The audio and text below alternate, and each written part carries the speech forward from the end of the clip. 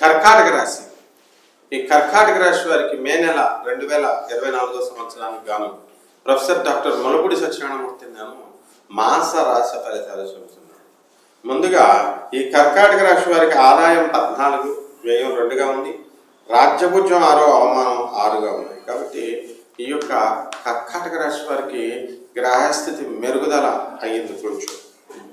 అలాగే వీళ్ళు 1 మే నుంచి మనకి సువర్ణమూర్తిగా ఉన్నటువంటి గురుడు, రాజ్యస్థితిలో ఉన్నటువంటి గురుడు లాభస్థితిలో లోహమూర్తిగా వచ్చాడు. కాబట్టి లాస్ట్ ఇయర్ మరి ఫుల్ ఫోర్స్తో ఉన్నటువంటి గురుడు ఇప్పుడు కొంచెం డౌన్ అయ్యాడు, కానీ స్థితి మాత్రం మంచిదనమాట, లాభస్థితిలో వచ్చాడు.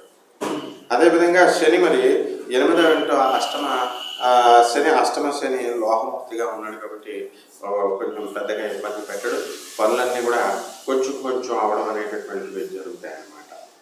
మరి ఈ యొక్క కర్కాటక రాశి వారికి రాజ్యస్థితిగతుడైనటువంటి రవి 13 ఏప్రిల్ నుంచి 14 ఏప్రిల్ వరకు మీకు ఇంతవరకు ప్రమోషన్స్ రానటువంటి వాళ్ళు ఎవరైతే ఉన్నారో అటువంటి వాళ్ళందరికీ ప్రమోషన్స్ రావడం అనేటటువంటివి జరుగుతాయి.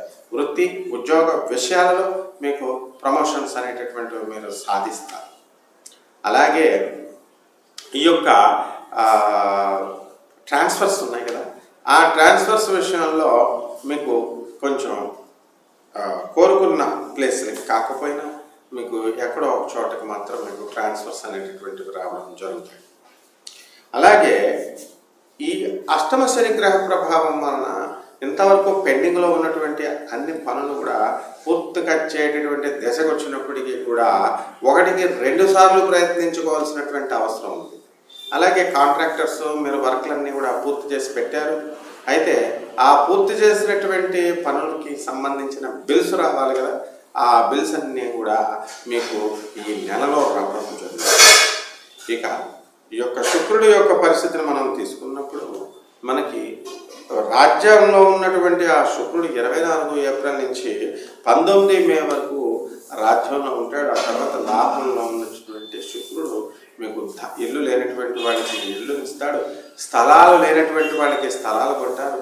మరి వివాహాలు కానిటువంటి వాళ్ళకి వివాహాలు కావు, ఎందుకంటే ఇప్పుడు గురు మూఢమి, శుక్ర మూఢమి, ఇవన్నీ కూడా జూలై నెల వరకు మీకు ఉన్నాయి. కాబట్టి వివాహాలు అనేటటువంటివి జరగవు. ఇక ఈ కేతు బలం చాలా బ్రహ్మాండంగా ఉంది. కాబట్టి ఫారెన్ సంబంధించినటువంటి వ్యవహారాలన్నింటిలో కూడా మీరు సక్సెస్ అనేటటువంటివి సాధిస్తారు.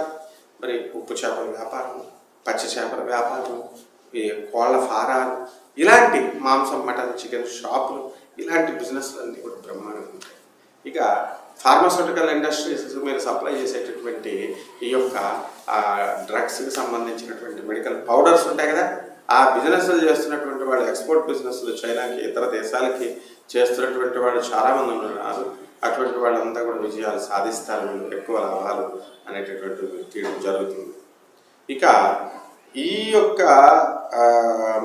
కర్కాటక రాశి వారికి వృత్తి వ్యాపార ఉద్యోగ విషయాలు బాగుండేసరికి ఆదాయం కూడా, ఇన్కమ్స్ అన్నీ కూడా బాగుంటాయి. గవర్నమెంట్ ఉద్యోగస్తులకు రావాల్సినటువంటి టీఏలు, అరియర్స్ ఇవన్నీ కూడా బోనస్లు, ఇంక్రిమెంట్స్ అన్నీ వచ్చేయడం జరుగుతాయి. మరి ప్రైవేట్ ఉద్యోగస్తులకి యాజమాన్యాలు గుర్తించి మీ అందరికీ కూడా ఉద్యోగాలు ఇవ్వడం జరుగుతుంది.